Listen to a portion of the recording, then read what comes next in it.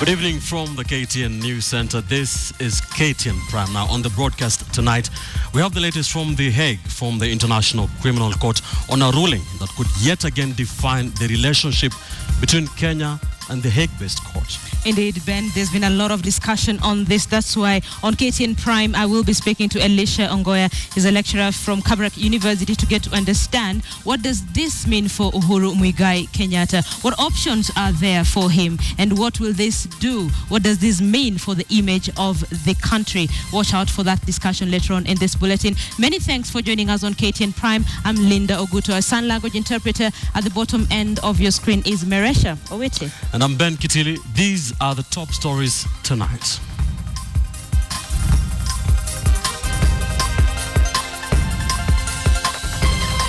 Request denied. President must attend court in person. Just why did this man attack Raila? New details from Kwale. Is it justice finally beckoning for Kwekwe? A directive from Tobacco. Base GDP estimates put Kenya among the lower middle income nation. And middle income nation at last, but are we there yet?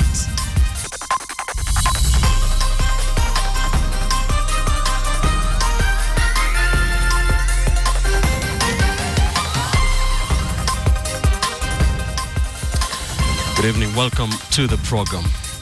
Now we begin at The Hague, where in the last few hours it has ordered the President Uhuru Kenyatta to appear before them in person on the 8th of October. The judges, by a majority, rejected the President's request to have the session postponed and for him to appear via video link. Now they also threw out his application to skip the session altogether. KTN's Edith Kimani has the latest ruling and now joins us with the details. Edith, what is the latest? A very dramatic turn of events. Absolutely, very dramatic turn of events. And this is because the last time President Uhuru Kenyatta was seen at The Hague was 3 years ago. And at the time, if you recall, he was a deputy prime minister. But now, 3 years later, he is a president. Will he attend or will he not attend? That's the question we're asking this evening. And to be able to fully, really understand and get the answer to this, we have to first of all look at the ruling. What did the ICC say today? Their decision. It came in two parts. The first thing was to rejecting an application made by President Uhuru Kenyatta's lawyers to, among other things, not attend this status conference. I'll be having details of that in a short while. And also order the President to physically appear at the International Criminal Court. Now, this is important because he had also requested that if he can be able to do this by video link, then he wouldn't mind, but they have ordered him to appear physically. Uhuru's request, what exactly was it? Well, he had asked to be excused from attendance of the status conference. He had said that, look, there's really not much I'm going to be doing, so can I please be excused and be represented by my lawyers instead? The court has obviously said no. He had also asked for a postponement, saying that if excusal from attendance is entirely impossible, then I'm willing to come for the status conference via video link, but at a later date. This also the judges said no to. These are the reasons that Uhuru gave for asking for excusal and also for postponement. Extraordinary public duties on set date. Now, President Uhuru Kenyatta, through his lawyer Stephen Kay, said that as the chair of the heads of state of the East African community, he needed to attend the Northern Corridor Infrastructure Summit, which is happening in Kampala on the 8th of October, the date when he's supposed to be attending the status conference. And he also said that the next day he would be attending the 52nd Independence Day of Uganda and therefore was unable to attend. He also said that it was time-consuming. 2 to 3 days of traveling as the head of state. It simply was time that he didn't have, and saying, as I mentioned earlier, a passive role. He will probably not be required to say anything during the status conference. And these are the reasons, excuse me, that the judges have given for not allowing his request. They have said that it will have a direct impact on Uhuru. This is a status conference.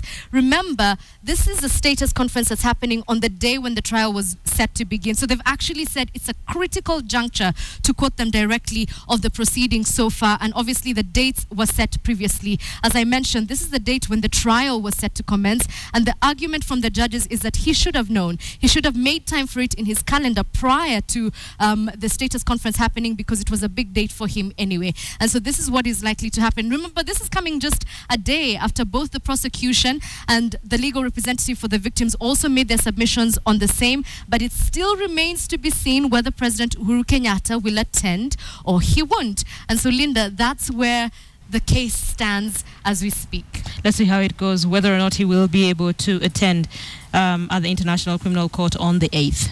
Thank you, Edith. Edith there with the order from the ICC trial chamber.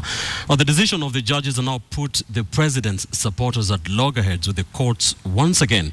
The president's governing coalition has in the past rejected any attempts to drag him to the Hague-based court. So will he or will he not attend?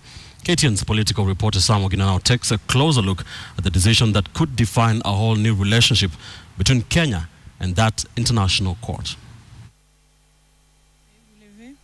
Even before the judges could make their ruling, the prospect of the president attending a court session in The Hague was already a very unpopular proposition in the Jubilee coalition. Indeed, even some court leaders joined in lashing out at the court for what they said would undermine the country's sovereignty. We are asking the International Criminal Court to terminate immediately the case against Uhuru Kenyatta, the case against William Ruto, and the case against Joshua Arap Sang. And that is the voice of the people of Kenya. Neno mengi ya kusema rais aende sijui wapi.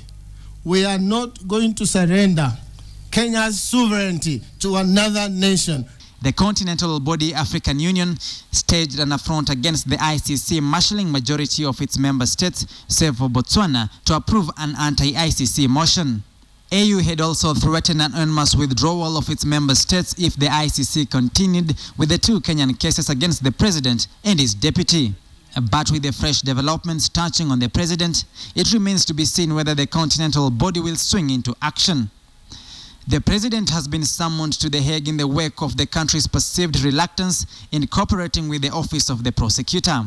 In the context of this case, ICC prosecutor Fatou Bensouda claims the country is withholding crucial financial records on President Uhuru Kenyatta that can consolidate her case. But now the prospect of the president himself appearing before the judges has raised the stakes, because if the president chooses to go, he will be the first sitting president ever to appear before the ICC. Sam Ogina, KTN. All right, so should the president honor the ICC summons on the 8th of October? That's our big question tonight. Tell us your views. Tell us what you think. SMS your yes or no opinion to the number 22155. You can also join that conversation on Twitter at Ben_Kitili, at Linda Ogutu, and at KTN Kenya. Shall be sampling those views in the course of this bulletin. Indeed, it will be interesting. Now, let's see if we can answer some of the questions that Kenyans may have on this particular issue. Will the president attend that session at the International Criminal Court? In studio, I have Elisha Ongoya. He's a lecturer at Kabarak University, Department of Public Law. Thank you so much for joining us on KTN Prime. Legally, Elisha, how binding is this for the president? The president is at the ICC as an accused person. He's not just a suspect. The charges against him were confirmed by a legal process, which was binding upon Kenya. So the order delivered by this court is a judicial order that is binding Uhuru Kenyatta as an accused person before the International Criminal Court. Yes. All right, so there is a lot of opinion, obviously, Elisha, from different leaders. He needs to attend this session. He does not need to attend this session. What will this say for the country? What are the consequences legally of him not attending the session? It is the same consequences of a traffic offender charged with a minor offense of riding a bicycle without a lamp, opting not to attend a court session. Courts have a power called the power to issue warrants of arrest. Therefore, the court will issue a warrant of arrest against him unless there is good reason for him not to attend, in which case the court can defer the time set for him to attend, or unless there's an appeal and this order is set aside. That's how courts the world over operate in an orderly, civilized manner. But if he just whimsically declines not going to attend, being a subject of the court process, the court will issue a warrant for his arrest, then automatically he now metamorphoses into a fugitive just the same way as El Bashir is at the moment. Assuming you're in his defense team and you're advising him, what would you tell him? Attend, do not attend? And why? As a legal practitioner, I have an ethical duty to advise a client to honor the court process. Remember, it was his application to be excused from attending. When you make an application to a forum, you can't at the same time compel the forum to act on your terms. You must kowtow before the forum and allow the forum to exercise its authority as conferred by law. You can't go to court and tell the court you must act this way. You make your plea before the court. Sometimes the court agrees with you. Sometimes the court disagrees with you. And even when the court disagrees with you, as a legal practitioner, I am bound to advise my client to commit to honor the court orders, unless, of course, we have a chance of appeal, in which case we can appeal or apply for review or take any other recourse known to law. Failure or whimsically failing to honor the court order is not one of the options that are known and respectable by law. I know it's not one of the options that are known and respected by law, but looking at the circumstances surrounding this entire case on Uhuru Kenyatta, and of course the chief prosecutor said she does not have enough evidence to prosecute this case, what would you tell him? In fact, the more reason why, if I were in Uhuru's defense team, I would advise him to honor. Looking at the way in which there is literal concession that that case has collapsed, it will not be a good legal strategy to then give the prosecution an opportunity to have a collateral attack at him on a side issue of whether or not he has disobeyed the court. I will confront the prosecution, look at it in the face, and let it bring my accuser so that I can face them. In light of these circumstances, I think the ideal thing, the logical thing, the prudent thing to do is to swallow pride, honor the order, and look at the prosecutor in the eyes and say, the time is now. I would prefer that I have an encounter with my accusers. Okay, let's look at precedents, let's look at pride, let's look at image of the country. There's never been a sitting head of state at the International Criminal Court. Where does this leave Uhuru Kenyatta? Unfortunately, if the only way we did things is the way that it has been done before, then we will never make progress. There's a way in which things will happen differently from the way they were happened before. And therefore, the argument that there has never been a sitting head of state before the ICC doesn't count for much. There was definitely, in the history of mankind, going to be the first sitting president to appear for the ICC. It would appear that this may be our very own, all other factors remaining constant. But let's again not forget that by the time Kenyans elected Uhuru Kenyatta as president, he had this small personal issue called the ICC, and uses his own words, and he had committed himself for the ICC. And if I remember the big debate, he committed himself that he will continue cooperating with the process. Personal issue. Yes, this is the time when the rubber meets the road. So I know for a fact that, speaking as a Kenyan, it is not very good for the image of the country, as it were. But I think those are the logical consequences that you face when a country, you find yourself in the state. Alicia, finally, before I let you go, what options, therefore, are left for his legal team? There are a number of options available. Number one, to advise him, simply come, in which case he has to attend. Number two is to present a request for the deferral of the debt, so that the court vacates this debt and gives him a convenient debt. Number three is simply appeal against this order, because there's an appellate chamber. Appeal against this order, seek as a matter of urgency, an order suspending this decision until the appeal is heard and determined. These are options available in law, which the legal team, furnished with the circumstances and the facts of his case, could wriggle through and see which will be the ideal option available for their client. Okay, I'm going to put you a little bit on the spot and look at some of the utterances that we've had from political leaders. And you've had some Jubilee political leaders very adamant, saying the president should not make his way to the International Criminal Court. Do you think this affected the decision this contributed to the decision that we are seeing today? Some of our leaders, when they speak, for example, when I see Professor Kithure Kindika, professor of law, uttering at a political rally that we are asking the ICC to terminate the cases here and now. As a lawyer, he knows that that is not the forum for those kind of submissions. It is true a submission for termination could be an available option, but there's a forum where that kind of submission is made, not to none of the political rallies in the four corners of the boundary of the Republic of Kenya. Again, one thing Kenyans must remember is that part of the ICC problem facing our leaders today has been a consequence of these reckless arguments, reckless discussions by our leaders against these courts. You remember right from the time when the chorus was, let's not be vague, let's go to the Hague. These are some of the people who delivered our leaders to the position they find themselves in. Unfortunately, the only thing we learn from history, Linda, is that we learn nothing from history. And that's where we find ourselves today. So they have learned very little, and they continue with their chorus. The ICC is made of human beings who, if you push them, then they may want to show you where the real power lies. And remember, the ICC is not answerable to the political leaders of Kenya. It's an institution with its own framework of operations that is independent of the political machinations operations in Kenya as a territory. Okay. Elisha Ongoya, lecturer, Department of Public Law, Kabarak University, thank you so much for your insight and for helping us to understand where exactly this leaves President Uhuru Kenyatta. Good evening.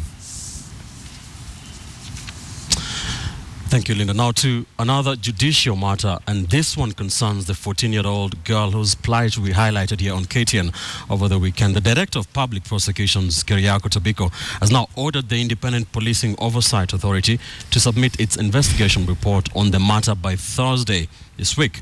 KTN has also learned that the police are pushing for a public inquest into the death of Quo Mandaza. Our senior coast reporter Ferdinand Mboni has been following that story and has fresh details. In Kwale, the search for answers continues for the family of Quo Mandaza. And just 2 days after a KTN expose on an attempted police cover-up of the killing of the 14-year-old girl, the wheels of justice may slowly be starting to turn. The Director of Public Prosecutions has now moved to commence possible proceedings. In a later dated 29th September, the DPP directed the Independent Police Oversight Authority to deliver its findings and recommendations to his office by Friday the 3rd of October. IPOA had informed the DPP that they were conducting an independent inquiry following public outrage at the manner in which police killed a 14-year-old girl and the ensuing confusion and a seeming attempt to cover up the execution. Kyriako Tobiko noted he had already received a report from the National Police on the 8th of September, which intriguingly recommended a public inquest, while another file from the DPP's Mombasa County office dated 23rd of September recommended the charge of manslaughter. Tobiko has now directed IPOA Chairman Macharia Njeru to, quote, cause your investigation files together with your recommendations therein to be forwarded to this office on or before 3rd October 2014, end of quote, in what the DPP says will help his office make a holistic decision. Police have come under fire over what looked like an attempt to cover up a brazen killing carried out on the night of 21st August. They first cited self-defense, claiming that Kwekwe used a panga to attack one of the 8 officers who raided her uncle's home the fateful night. But the mentioned panga has never been produced. Neither has the firearm which Kwekwe allegedly broke when she reportedly swung the panga. Kwekwe's body was also inexplicably stripped naked and ferried away to Kinango District Hospital before being hurriedly buried without the consent of both her parents. The first autopsy suggested she died of cardiac arrest, but upon exhumation, that report was later dismissed as inaccurate by independent pathologists who revealed she died of a head injury caused by a high-velocity firearm. Police are also expected to reveal ballistic results of the cartridges found at the scene, which is likely to identify which officer fired the fatal shot. Many observers suggest that the public inquest recommended by police would be a rather long route to justice, considering the facts and reports already at hand. A court prosecution looks more likely, and while manslaughter has already been mooted, it remains possible that murder could also be put on the table ahead of what the DPP calls a holistic decision. Ferdinand Mondi, KTN, Nairobi. Our course reporter Ferdinand Mondi is not down with the course. He is here in Nairobi, and he joins us in studio to shed some more light on the latest on the plight of Quo Mandaza. Indeed, Fadi, you have been covering this story. You started covering it on Saturday and, of course, on Sunday on KTN Weekend. And from what I'm seeing in your story, the police are asking for a public inquiry. This is not going to go down easy, is it? Absolutely not, because this is something that should be perceived, especially by the family and those the lawyers representing the family, as a way of subverting justice, for police finding a way to make the person who actually shot this firearm not to be criminally culpable. Because an inquest, Linda, does not have much popularity history, especially in the Coast region. I'll give an example. The very first one was that task force appointed to look into the killing of the terror suspect Sheikh Abu Drogo. There was a task force appointed by the DPP, and the result was that they could not find the killer. The most recent one was now another judicial inquiry into the death or in the disappearance of Hamed, one who was also found to have been disappeared while he was in the hands of the police, and this was perceived by the people who are representing the family as a way of now having the police not be held responsible, considering that at first police had actually denied that they had him until those video footage. In the second case again, the police denied that if they even shot him. In fact, the post-mortem report showed the first one that she died of cardiac arrest and her head was blown off. So now that they're pushing for an inquest, this could be perceived as a way of police saying, well, we know we did it, because an inquest either way does not necessarily have to lead to a prosecution. You know, I was speaking to you earlier in the newsroom, and you're saying if they're talking about an inquest, then they have to begin from zero in terms of investigations and everything, and so much has been tampered with. Of course, when you're talking about an inquest, now you're beginning from scratch. What really happened?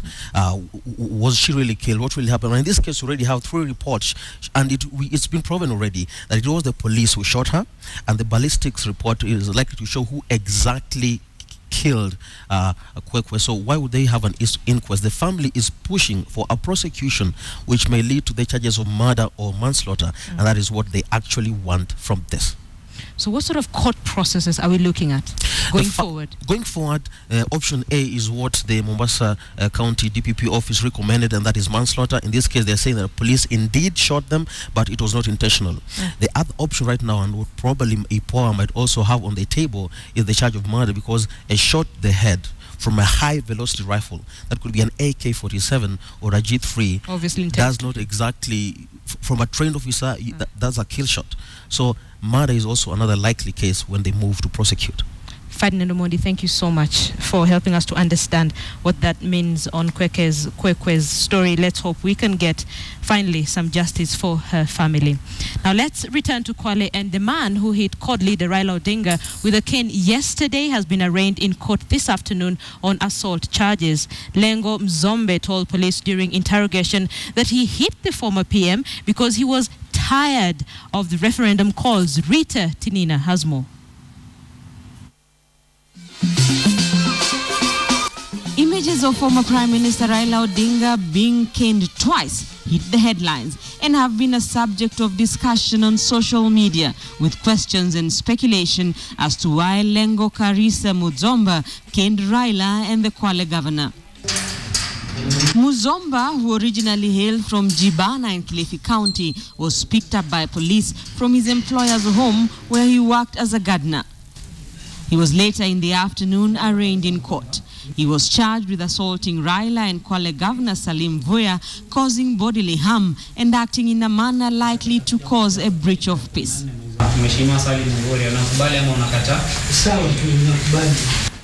But why did he cane the CORD leader? According to the Kinango Sub-County Commissioner Moses Ivuto, Muzomba was trying to access handouts that were being issued to dancers. When he discovered that some dignitaries were coming around, he saw it as an opportunity to be able to access these dignitaries and be able to get some handouts, because he's jobless and starving. But his employer says Muzomba was angry and it had nothing to do with money. Sema kuwa sijui wanaita nini okoa Kenya mpya, sio? Sasa asema Kenya ishaokolewa. Sasa bado wanataka kuokoa nini na wananchi wanakufa njaa. Kenya kila siku ina shida, madaktari hawalipwi, walimu hawalipwi, ni shida moja kwa mbili. Basi hayo tu ndio alisema, lakini aliongea akiwa kama ana uchungu sana. Earlier reports had suggested that Muzomba had a mental illness, but Nasim Isa describes him as an obedient worker. Yeye sikumwona ubaya wake wa aina yoyote mimi. Maana sikumwona na ulevi wala kukosa adabu wala kunikosea heshima hata siku moja. Na taarifa kuhusiana na kisa kilichotokea hapo jana. For now, Muzomba is trending as the man who gave Raila a beating, but it appears it will be a while before the country can truly understand why. Rita Tinina, KTN. From alleged police brutality to claims of corruption. Well, this morning the hunter became the hunted. Yes, police officers were arrested after they were apparently caught in the act. Officials of the Kenya Anti-Corruption Commission seized 5 traffic police officers along Wayakiwe here in Nairobi for allegedly taking bribes from motorists. The ECC, which has been conducting a surveillance on several roads, says some traffic police officers collect an average of 4,000 to 8,000 shillings in bribes a day. 5 are due to be arraigned in court later this week. Now, the Anti-Corruption Commission says it will conduct similar sting operations in different parts of the country and is putting corrupt traffic officers on notice.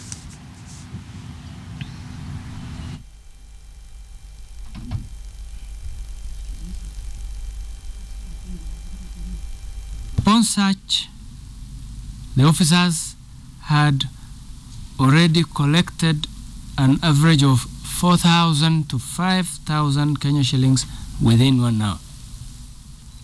That's what we found with them in their pockets in 1 hour. So you can translate what it can mean if an officer remains on the road for the whole day.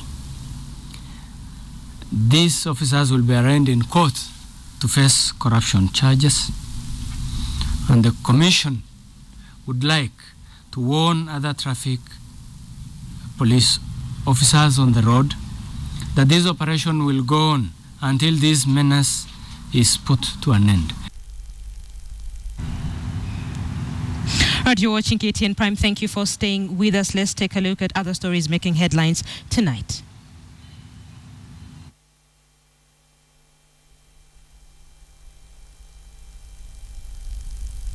Sitting in Nyeri, a 3-judge bench consisting of Al-Nashir Vishram, Martha Koome and Otieno Odek upheld the judgment by the Kerugoya High Court that was made on April 16th this year.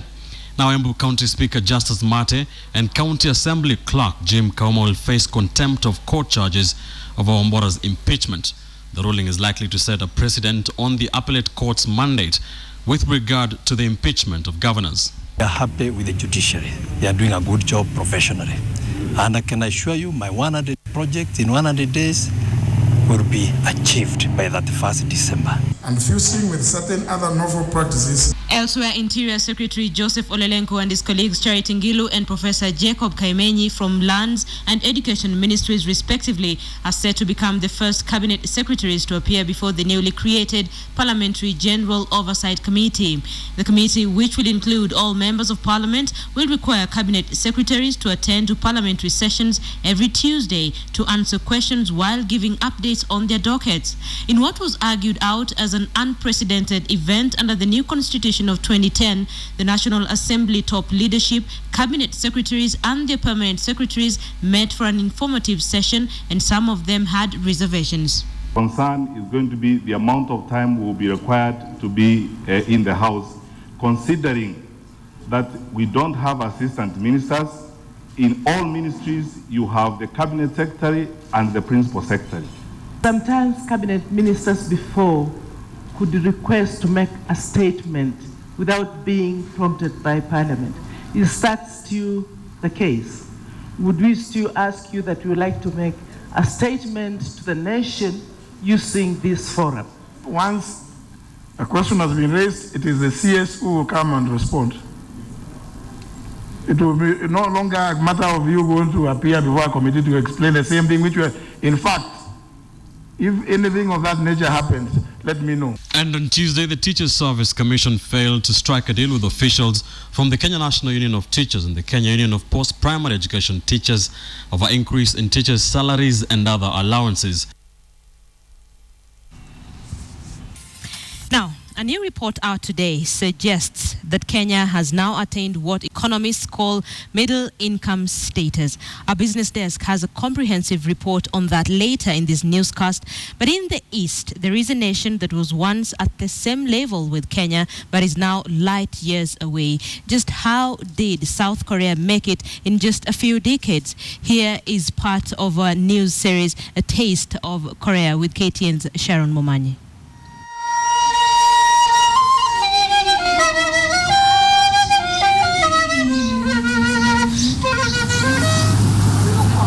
On the streets of Seoul, life is moving fast and the world's 12th largest economy is alive and well. But it has not always been like this for this Asian tiger.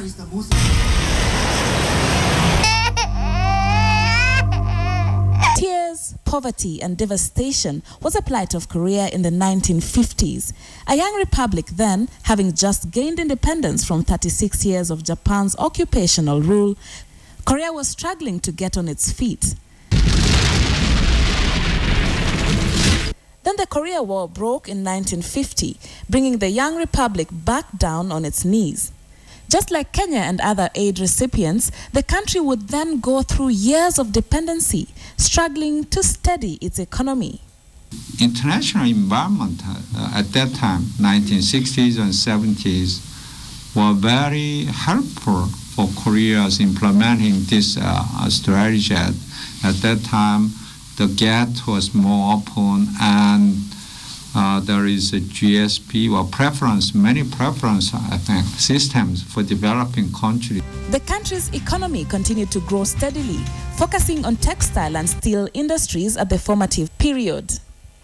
Unfortunately, things would again change in 1997 with the advent of the Asian financial crisis.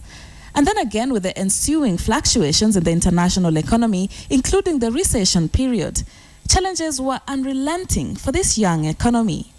At the initial stage, many labor-intensive industries were typical example is textile. Still, the textile industry is one of the important industries. But after that, more sophisticated industries. So current President Park Geun-hye were initiated so-called campaign for creative economy. We could not amass as much capital as Korea because Kenya remained non-aligned, while Korea was aligned to the US. Fast forward to South Korea today. Modern skyscrapers in Seoul, vibrant global manufacturing industries, and a highly innovative ICT industry make the face of the country. You can remotely manage your car through your smartphone, like just unlocking the door of this car and setting the right temperature before you get in the car and start engine from outside of the car. Korea is now one of the wealthiest nations in the world, being among the G20 countries and ranking 15th in the world by nominal GDP.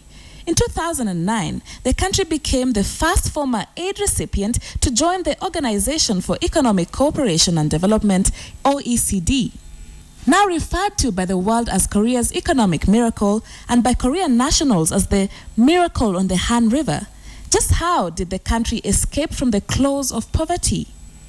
Education was one of the model. A large, I think, population is already educated, at least primary education.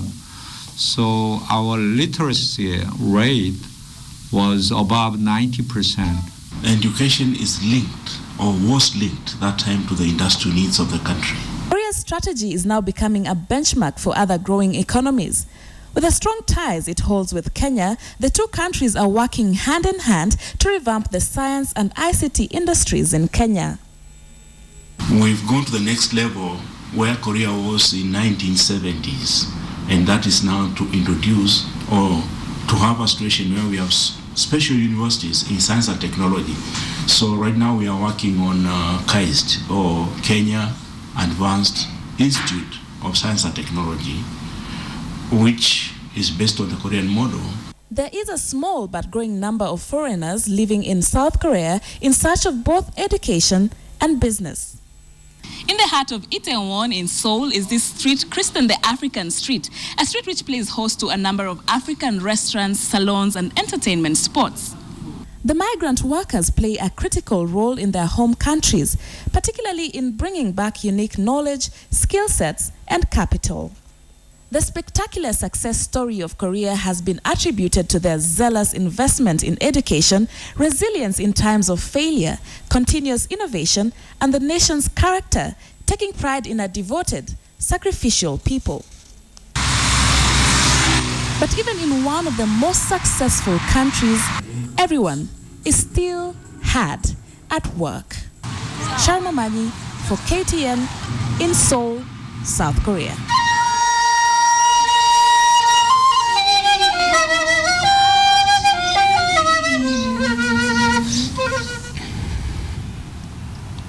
Thank you, Sharon. You're watching KTN Prime. Many thanks for staying with us. Time now to switch gears to matters business. I take you to Joy Doreen Beard. And now, Joy Doreen, let's stay with what Sharon was reporting about. There's all this talk of rebasing of Kenya's GDP and that we are now a middle-income economy. Now, of course, if you went to a good school like me, you'll understand. But what does this all mean? Well, what it means is that we have moved, or we have advanced, our economy is now bigger, and that our value of goods and services has gone up from 3.8 to about 4.7 trillion Kenya shillings. But whether or not this wealth can translate into, creating wealth for all Kenyans is a question that we are going to be answering just shortly. So do stay with us for KTN Business.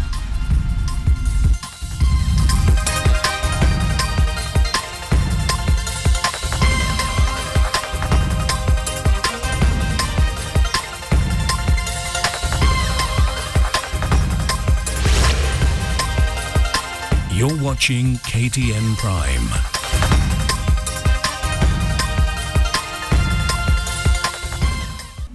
A look at KTN's business stories. As we earlier mentioned, Kenya has now joined the League of Middle-Income Countries following a recalculation of the country's gross domestic product. The 6th statistical review of the economy saw that Kenya's GDP grew by 25%, subsequently becoming the 9th largest economy on the continent. Adelaide Changole explains what this means to the ordinary Kenyan. Rebase it! Rebase your economy and leap from third world to respectable middle-income country overnight! The word rebasing has become all the rage in Africa after Nigeria undertook this statistical review in April, registering a 60% jump to become Africa's largest economy. And today, Kenya announced the results of its rebasing efforts after more than 20 years. The national output for 2013 has been revised from 3.8 trillion shillings in the previous estimates to 4.76 trillion shillings. At $55.2 billion, the new gross domestic product places Kenya's economy at 9th place in Africa, ahead of Ghana, Tunisia, and Ethiopia, up from 13th previously. It also increases the country's per capita income from the previous $994 to $1,246, effectively making Kenya a middle-income nation. The rebased GDP estimates put Kenya among the lower middle-income nations, as its GDP per capita of US dollars 1,246 is above the World Bank's benchmark of US dollars 1,036.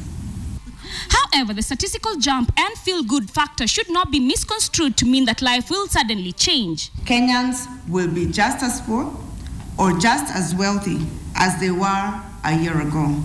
Agriculture retains its title as a key driver of the economy, accounting for 25.4% of GDP, while manufacturing comes second with 11.3%. Real estate is now ranked as the third most important sector with an 8.2% contribution. Which is an important indicator that our structure of the economy is also beginning to change. The new middle-income status had raised apprehension that Kenya would lose access to some concessional terms with lenders. The World Bank has, however, been quick to dispel this fear. Kenya remains eligible for concessional financing from the bank's International Development Association, IDA, window. In Interestingly, the rebasing of the GDP has also impacted on Kenya's reported growth rate since 2007. The 2013 growth rate, for example, has been revised from 4.7% to 5.7%, while 2010 numbers jumped from 5.8% to 8.4%. This was attributed to improved coverage of data. And there you have it. Kenya is officially a middle-income nation, boasting Africa's 9th largest economy, statistically at least. For the average Kenyan, however, life will remain just as hard and as tough as it has before. To transition these statistics from just that to reality, more effort must be made to grow the economy and to distribute the wealth generated more equitably amongst all Kenyans going forward. Adelaide Chongole, KTN Business. And, well, we'll be keeping you up to date on whether or not Kenya's lives are set to change in the near future. Kenya's retail investors are losing out on lucrative returns at the Nairobi Securities Exchange due to lack of adequate investor education. According to the Nairobi Securities Exchange, there's been a lot of interest among investors to invest in Kenya's vibrant bourse, although many are going about it the wrong way. Most worrying has been the case where investors take out loans to buy shares expecting quick returns that has seen a number of investors cash out long before realizing the best returns for shares bought.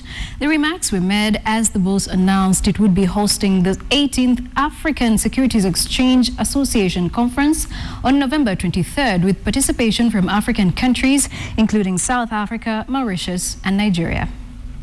But you've seen, that's an interesting point you make, which I think is a good point to bring in, Mr. Jeffrey Ododo. You have a diversity. You're not just investing in one area. You have seen we have so many segments of companies that you could be investing in banks, you could be investing in the energy sector companies, you could be investing in insurance companies, and that diversifies the risk, your risk profile, and it helps in terms of the return that you may get for your investees. Global milk demand is set to increase in the next 1 decade thanks to population growth and rising prosperity. This, according to new findings released by Tetra Pak, that noted demand for milk around the world is set to overtake the available supply for the first time. According to the 2014 Dairy Index report, global consumption of dairy products such as milk, cheese and butter is expected to rise by 36% in the next 10 years. To reach the equivalent of 713 million tons of liquid milk. In Kenya and East Africa, demand is expected to rise by over 20% in the same period, as urban population is estimated to grow by 24% up to 50%. Now, the company attributes increased demand to population growth, rising prosperity and urbanization in Africa, Asia and Latin America. Yes. So this year, for the whole country. This creates an opportunity actually for the dairy companies in the developed markets, which has the surplus of milk, to maybe do more powder milk, and also to create ready-to-drink products that they could actually export into developing markets, as well as for them to, of course, build partnerships and long-term, let's say, strategies into the developing markets. Looking at more affordable solutions like this packet. So we're looking at going smaller packs, because one of the things when we did a study a couple of years back, we discovered these consumers have just as much aspirations as the consumers in the top of the pyramid, except they can't afford. So what we decided to do is avail to them exactly the same products in a smaller size at a price they can afford in an outlet near to them. And that's it for business. We'll now take a look at how the Kenya shilling did work for you today.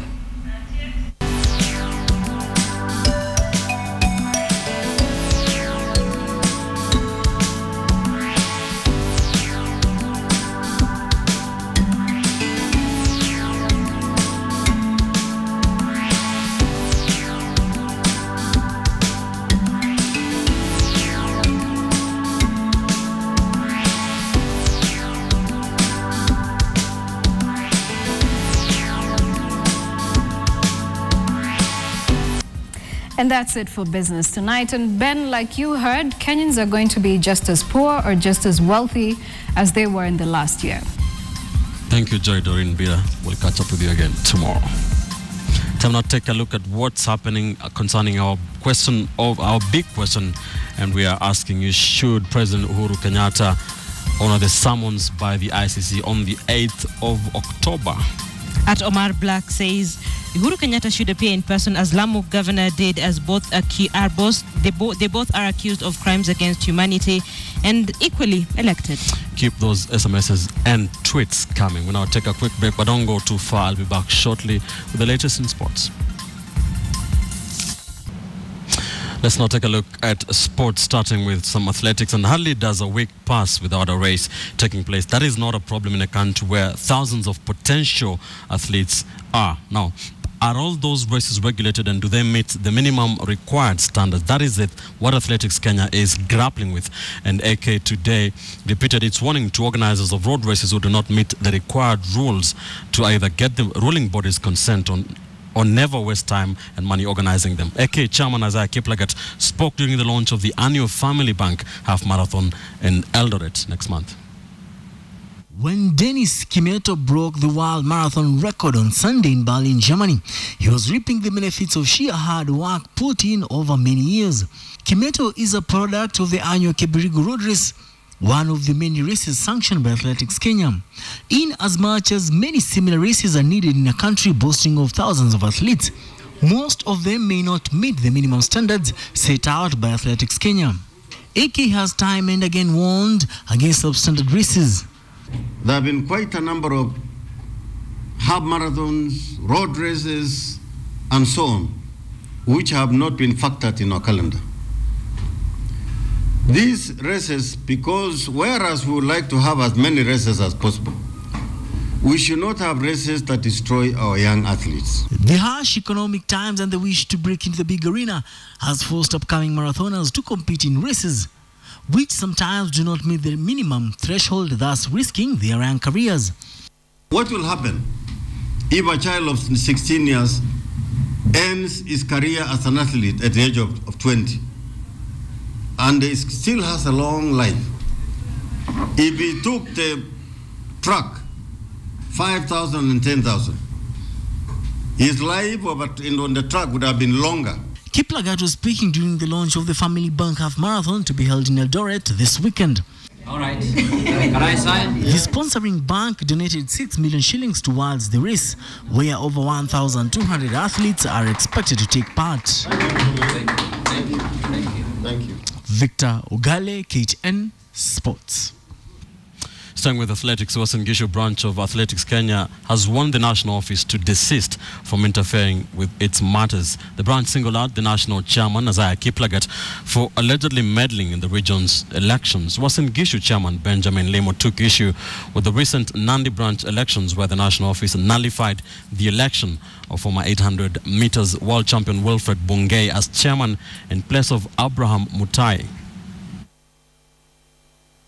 And I think it was not in order for Athletics Kenya president to come down to the grassroots and support the nullification or the dismissal, as the Nandi people agreed to have Wilfred Bungei instead of Abraham Mutai. I think the president should have left this matter for Central Rift alone and the county of Nandi to make a decision so that they arrive and a report is given. So, should President Uhuru Kenyatta honor ICC summons on the 8th of October? That was our big question tonight. 66% of you say yes, 34% do not think so. Ambrose Baraza says, yes, please swallow the pride and go. You will appear wiser if you honor the courts. JB Oganya says, sure, he should. Perhaps the ICC wants to drop the case. What if he's not in court? Interesting. Steve Wanjoy says he is a democratically elected president of a sovereign state. The ICC should accord him due respect. At Nico Maingi says he also needs to understand that it is him on trial and not Kenya. He'll carry that cross alone. Maureen Tat on Twitter says, yes, it is 100% in Kenyans' interest for him to honor. He declared it a personal challenge after all. Any more? Jack Bryan says, sure he should. Oh, you just read that. Ambalash on Twitter says, he shouldn't. Failure of that should warrant arrest, should ensue. Justice for the victims. Thank you for those views. Indeed. My name is Ben Kitili. Have a wonderful night. We'll see you tomorrow. We'll see you tomorrow. I'm Linda Mogutu.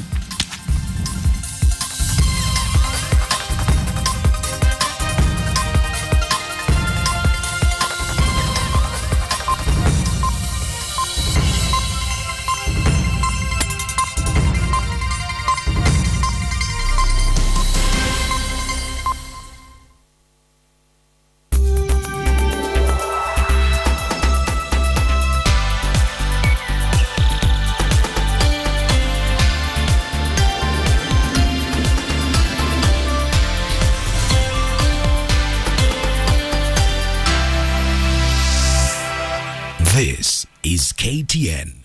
Welcome home.